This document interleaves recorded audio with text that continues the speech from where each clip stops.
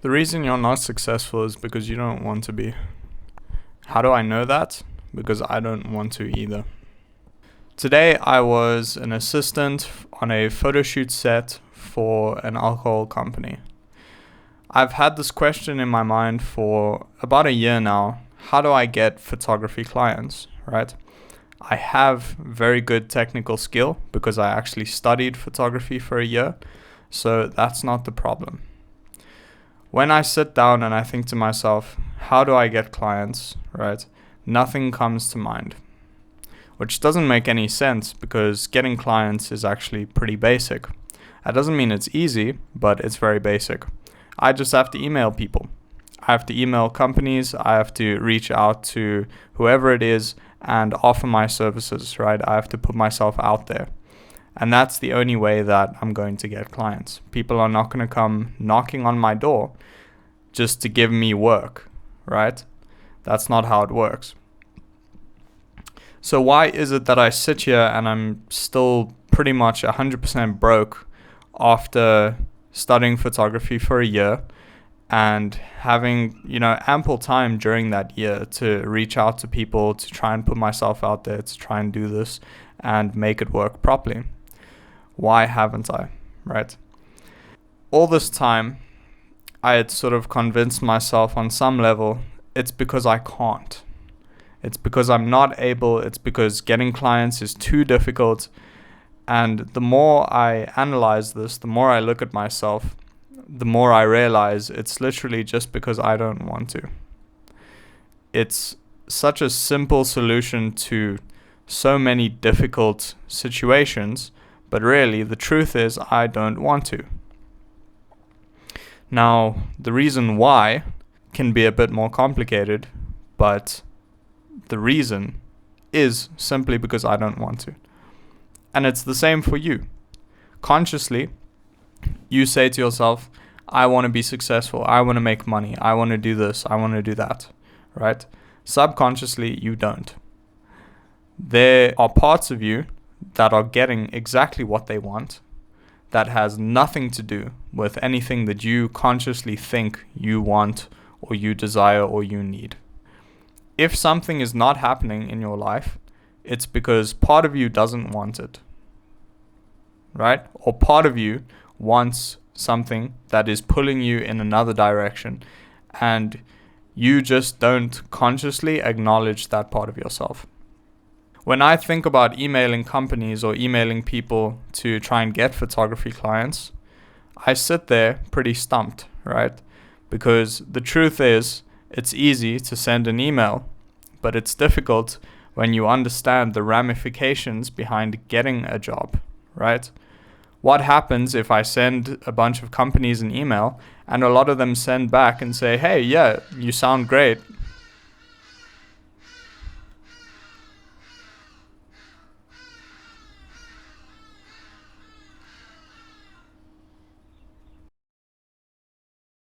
What if a bunch of companies send me an email back and say, yeah, that sounds great. Your portfolio looks good. Your website looks good. Come and do a shoot for us. What happens then? What happens then is that I actually have to go out there and do a shoot.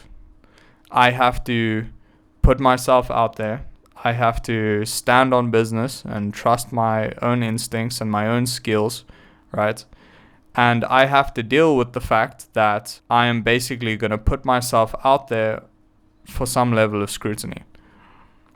It sounds kind of ironic that I'm making a YouTube video about this when way more people, if this YouTube video does well, way more people are going to see this video, right? Seeing my insecurities as opposed to me doing a bad job at a photo shoot at some company in a third world country that no one cares about anyway.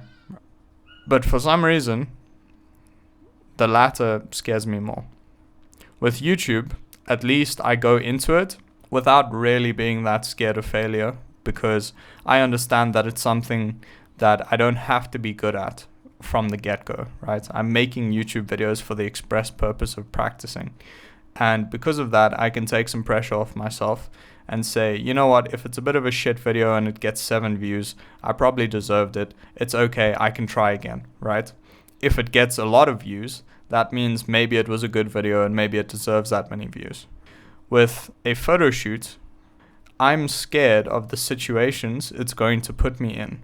I have a really tough time instructing models around, right, and telling them what to do. It makes me feel awkward. And I'm not willing to feel awkward because deep down, I low-key kind of hate myself. And when I make other people feel awkward or other people make me feel awkward, it kind of triggers that, right? It kind of pokes at that self-hatred. And that's not really an avenue that I've worked on a lot. I've worked on, being scared of putting my opinions out there on YouTube. I've worked on being afraid of people watching these videos, such as my family. And it is still scary, but it's something I've worked through. For some reason, it seems that making another person awkward or making another person feel awkward, or even worse than that, making myself feel like ass because of something I said or I did, right? That in retrospect doesn't really matter and doesn't really have any kind of profound effect on anyone, but it really just bothers me. Now, the exact logic behind it, the exact whatever behind it, is probably some deep-seated childhood trauma that relates to my inherent value as a person. And that's why I don't put myself out there to go and get these photo shoots. It's like, it feels like if it comes to me, right, then it's like the person will get what they get. Because they came to me, it's not my fault they came to me. I will give them whatever they get. If it's awkward or whatever, it feels as if they initiated it, so it's fine. Even with YouTube, it's kind of up to you as the viewer to come and watch my video. Like, I can put the stuff out there, right? But it doesn't mean anything. It doesn't do anything unless someone makes the active choice to engage with my content. Right. And so in a weird way, it doesn't really feel like I'm imposing on anyone. It doesn't feel like I'm having to actually put myself out there because it requires you to come to me. And that for me makes it easier. If I initiate it and it doesn't go perfectly, that means I'm a catastrophic failure and I should just give up. Now, obviously that doesn't logically make sense, but I'm just monologuing what my brain is saying to me about this whole situation. And the problem is, when your thoughts work like this, you don't really become aware of them until much later on. And the reason that most people aren't successful is because they haven't gone and done internal work at all to figure out what it is that they really want, what it is that they subconsciously want that they are not aware of. It's difficult. It's difficult work. There's a lot of things that I do to run and hide away from diving straight into what feels like the depths of hell inside my mind.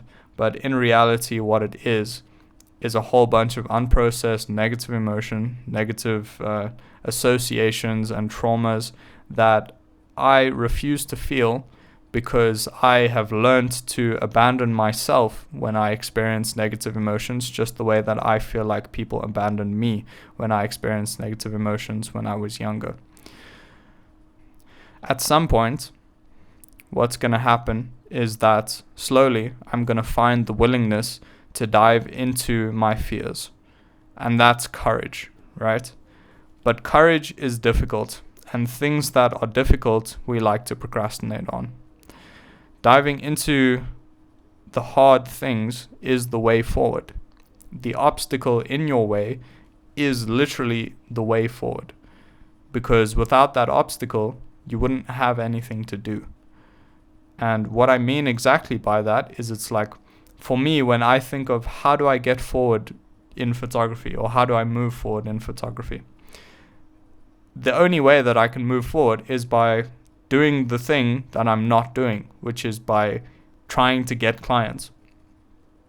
But again, that's difficult. So I've been procrastinating it. So I've been avoiding it. This is the reason that most people aren't successful, right? It's because they don't realize that the reason they are procrastinating and avoiding is not because it's too difficult, not because it's impossible, not because it's even necessarily that hard to do physically, right? Or mentally. It's because it's going to bring up emotions and experiences that you right now are not willing to experience. Because you're not willing to experience those emotions or sensations or thoughts or feelings, you will avoid doing the thing that is going to trigger them and bring them up to the forefront of your mind. This is exactly what I have been doing too, right? So this video is as much an explanation of what I believe you should do as it is a reminder for me to follow my own words and for me to take my own goddamn advice, right? The problem with a video like this, or the problem with a message like this, is that it's so true, it's so universal, and it's so effective, but it's difficult. And people don't want difficult. I don't want difficult. I wish it was easy. And that's why I'm in this situation. Because I can't accept it not being easy. I can't accept that despite being on self-improvement for about 3 years now, I'm still going to regularly have to dive into situations that make me scared. When I started this, I expected to get to the point where I'm not going to get scared anymore. And that's part of the problem. I thought that I would cure myself of anxiety, of depression, of all of these kinds of things. What's actually going to happen is not that you cure yourself of the thing, it's that you stop hating yourself for having the thing, and therefore it stops hurting you. Anxiety is a problem when you hate anxiety. Anxiety is not a problem when you stop hating anxiety. But it's hard. It's hard to not hate. It's hard to not be upset at the suffering that you've been through, because deep down it feels like everything would be better if you just hadn't been through those things, if you hadn't gone through those things. And you might be right. You might be correct. But the different perspective that I want to add to that is not that all trauma is good because it's going to grow you as a person and all of this other stuff is good because it's going to grow you as a person. Rather, you don't have to like it and you don't have to be overjoyed that you've experienced horrible things. No one is. But what you can do, if you so please, and if you want to get past these kind of blockages, is understand that trauma and negative emotions, fear, difficult things are a fundamental part of human existence. And the less that you hold on to hating that, the more you can let go and move forward, right? Because that's ultimately what we want to do. We want to move forward. We don't necessarily want the world to be 100% suffering free and 100% easy. What we want to be able to do is rise to the challenge, more so than anything else. So at this point, you have a question to ask yourself, and asking yourself this question often is good. What do you actually want? And don't answer this with your brain. Answer this with your actions. Look at your life and do an audit. Take a piece of paper, write down the things that you spend your time doing, and then next to it, write down why. And then when you come up with an answer that's pretty shallow, keep digging.